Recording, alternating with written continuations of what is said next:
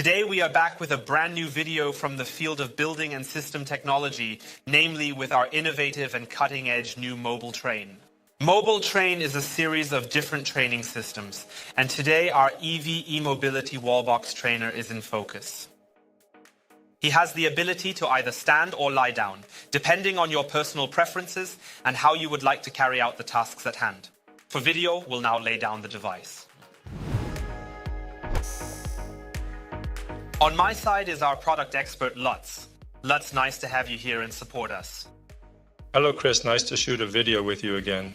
I am in total agreement. Lutz, this is the device that you have recently developed and created. Before we delve into detail, as I mentioned, wallboxes are widely discussed, whether in Europe, North America, or elsewhere. In the context of electromobility, nearly everyone needs a wallbox, especially at home for charging electric vehicles. But please briefly explain why this topic is so important, especially for training in the field of building systems technology. Yes, you just have to look at the news.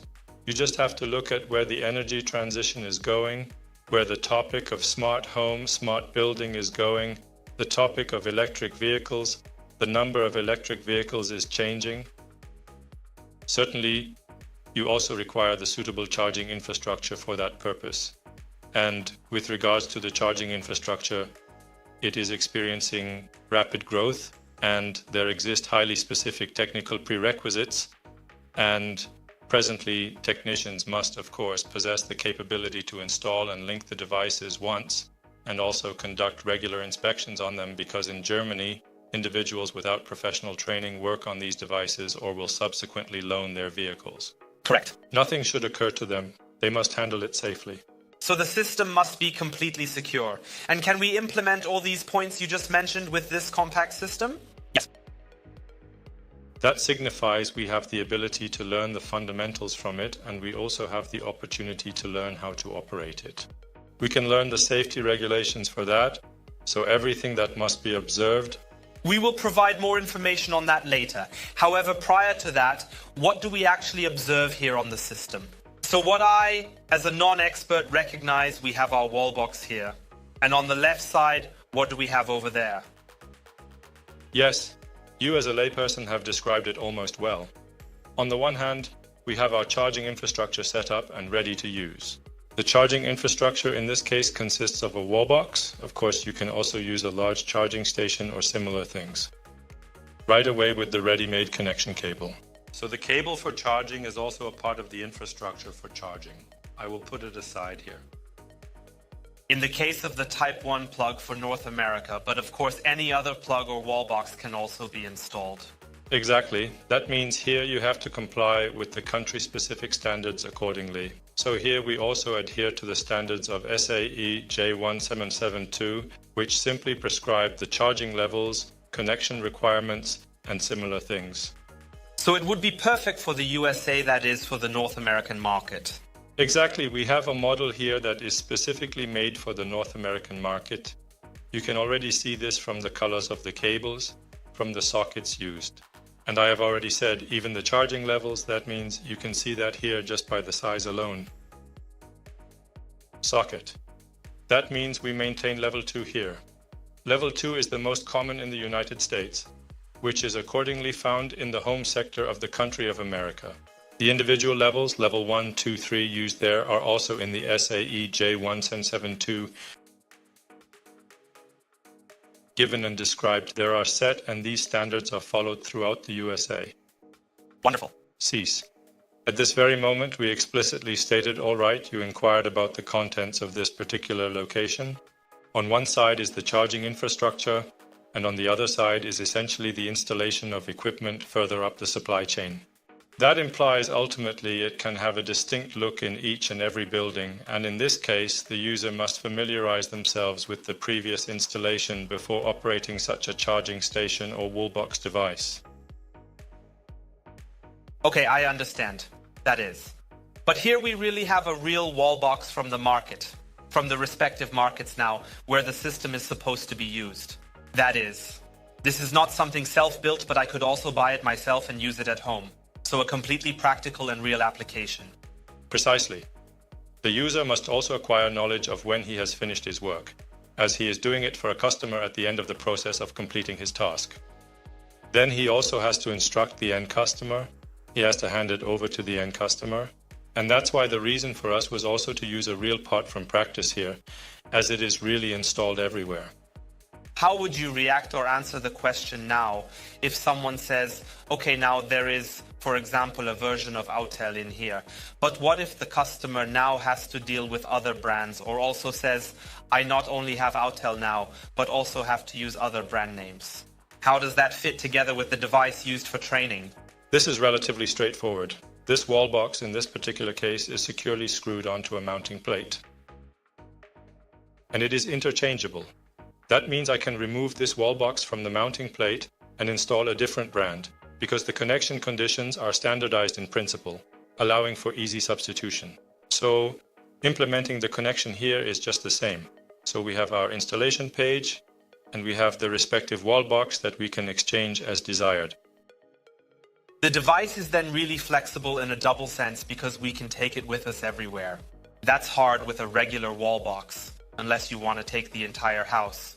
But we also have the flexibility to continue inside because we can install and use any standardized wall box for training here, so to speak. This is a cool thing. What else do we see? I see an Ethernet connection here. What function does it have? What's it good for? The Wallbox offers various communication options. To be more specific, I can establish communication with the mobile phone by utilizing Bluetooth technology. I possess the ability to communicate via Wi-Fi technology. Can she do that too? She is also capable of doing that. Alternatively, I am able to tightly integrate them into the store. It always depends on what else you have planned. Do I have the Wallbox and want to use it autonomously only for charging? Or do I want to connect my Wallbox to a photovoltaic system so that I can also utilize solar energy, the storage, etc., can make use of? Then it is dependent on how I can establish communication with the other devices that are involved in the process. In a house, it is usually done via WLAN.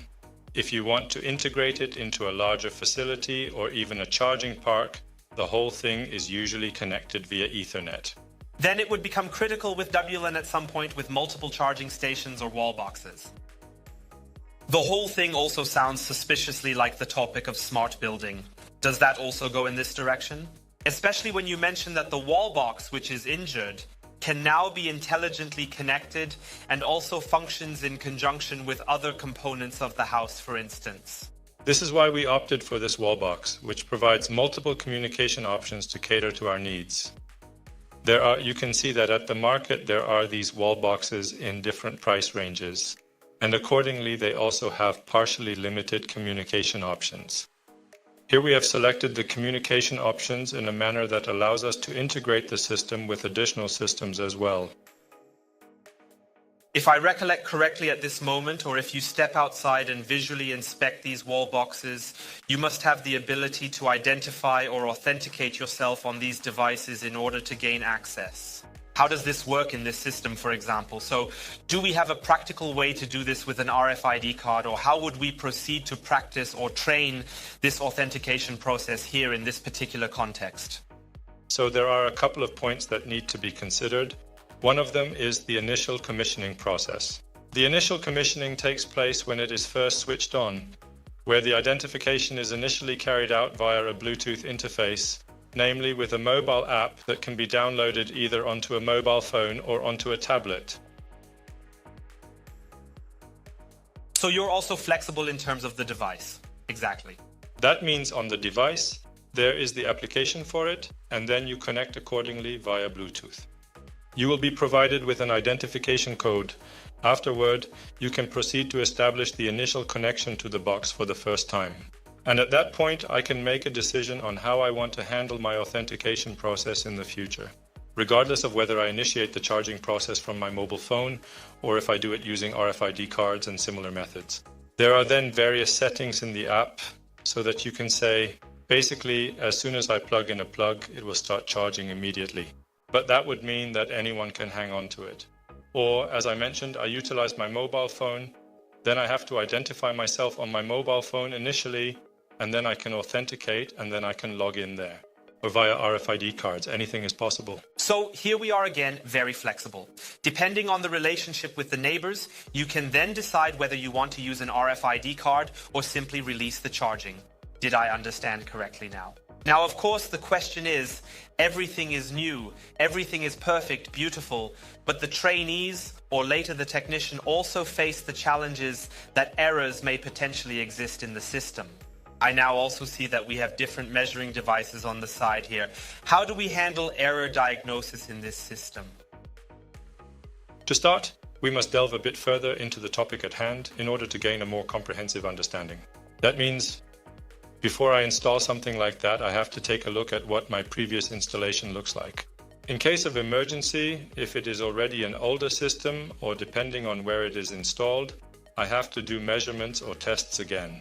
That means, for instance, such test devices are utilized for this purpose. We'll keep it succinct on camera. In this particular case, for instance, a test device used for testing the entire installation systems.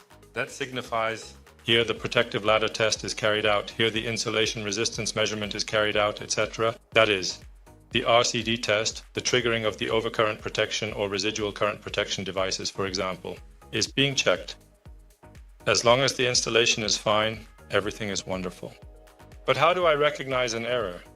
For this purpose, our system also has an error simulation. That means we have the opportunity here to activate a total of 6 different errors so that we can thoroughly investigate the system here, either once in the normal state or once in the faulty state of operation. Apprentices learn most effectively through comparison. That means they compare the test values, i.e. the measured values, once in the normal state and then observe how a fault affects them. And this comparison is extremely important to retain and subsequently derive conclusions in practical application.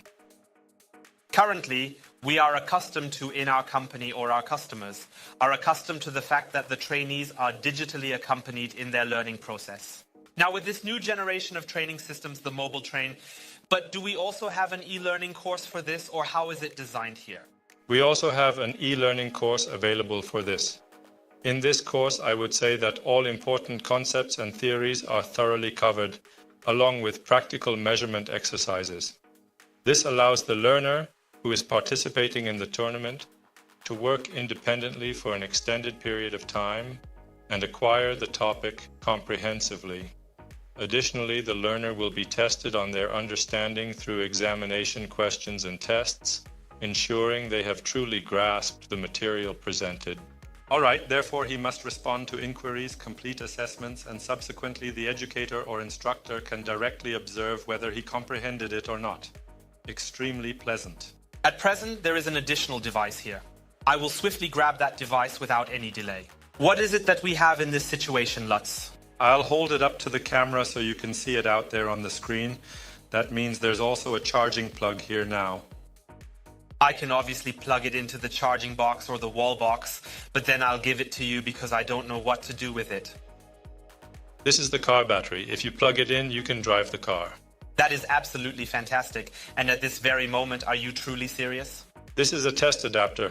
And by the way, I will temporarily set it aside for a brief moment of time. What do we possess? If we have confirmed that our system is operating correctly, then we are able to connect our wall box and proceed with the next steps. And such a wall box. In the end, it only functions when there is established communication with the vehicle.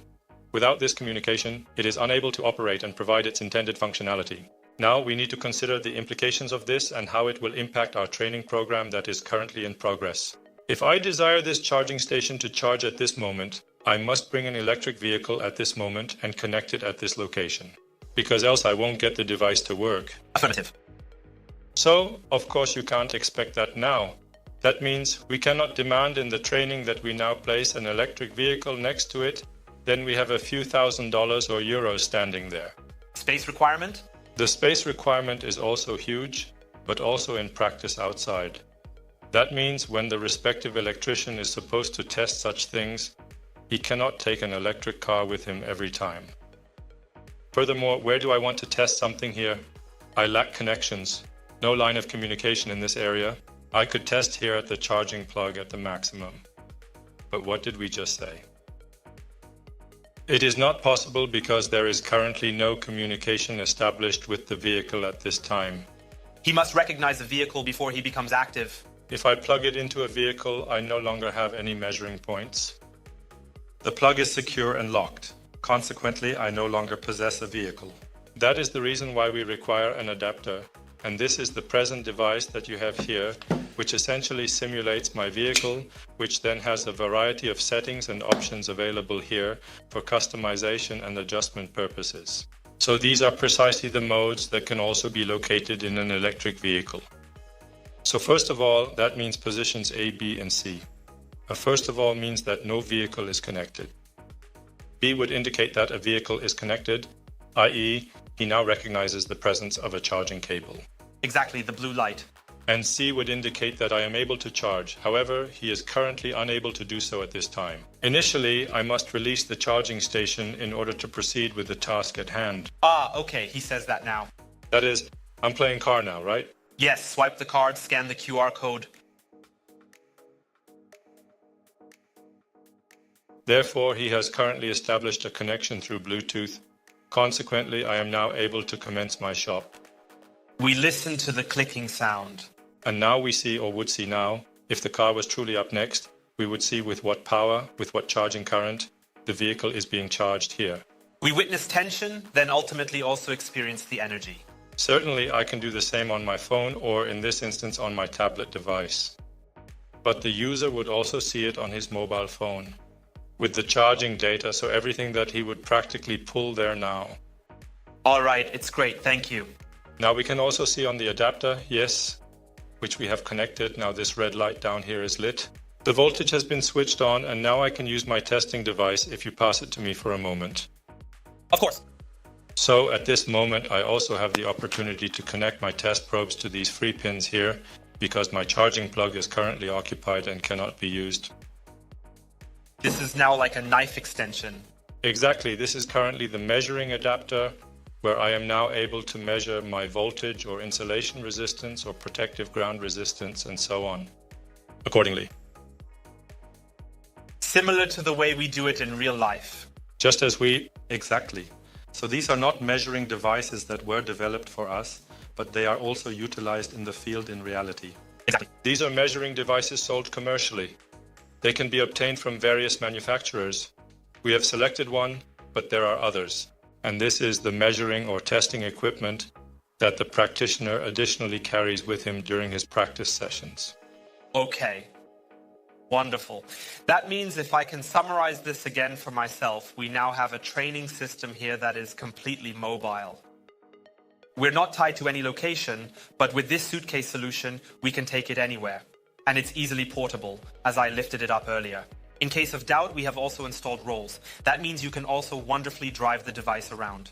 But we are also highly flexible within the device because the used Wallbox is interchangeable.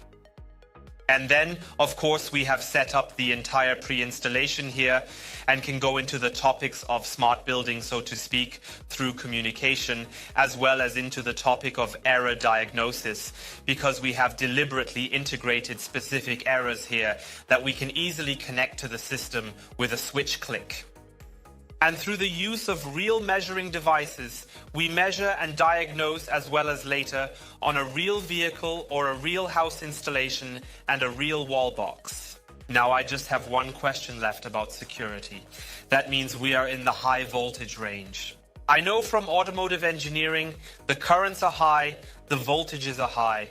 And of course, we still have all these installation issues, and then we also activate additional errors. And if individuals are presently working on this system who are in training, what about the matter of security? Well, I would like to mention that we are a manufacturer of educational materials with more than 40 years of experience in the market, and the topic is not completely new to us. That means we have been dealing with this topic for a really long time and can confidently state that our teaching systems, which we utilize, are always safe, of course, in connection with the corresponding documentation, because the purposes of use are explicitly stated there, of course, without any ambiguity. That means we ensure, for example, that no metallic parts protrude outward, or that if something is truly defective internally, There can be no damage to the outside, thus guaranteeing that the user is always protected there for sure, and providing them with utmost safety and security at all times. We ensure that, for instance, nothing can initiate combustion even in the eventuality of a potential error or mistake taking place. This signifies that materials are employed that are hard to combust, resistant to fire, and also non-dripping, ensuring enhanced safety and protection. So, all conditions and safety regulations that are necessary when handling or working in the lab area, we naturally comply with in all locations and ensure strict adherence to them. All measurement points are protected by the 4mm safety measurement points. We have 4mm safety sockets. We also utilize the test devices. Even the manufacturers of testing equipment are currently at a stage where, for instance, the corresponding safety measures. Yes, they have the examination protection included until Cut 4. Okay. In order to carry out our work in this location as we typically do in practice, it is essential that we have access to the existing voltage and are not reliant on any simulations or artificial means of testing. Because in this particular area, namely the craft sector, we heavily rely on practical components and hands-on training programs for our work. And we do not want to pretend any kind of security with simulations that may not exist in practice, as they lack real-world validity. If you have any additional questions, please don't hesitate to get in touch with us, and you will discover more details about this training system, as well as the other mobile training systems on our website. At this moment, all I can do is wish you a lot of fun in your training in the field of building systems technology and hope to see you soon.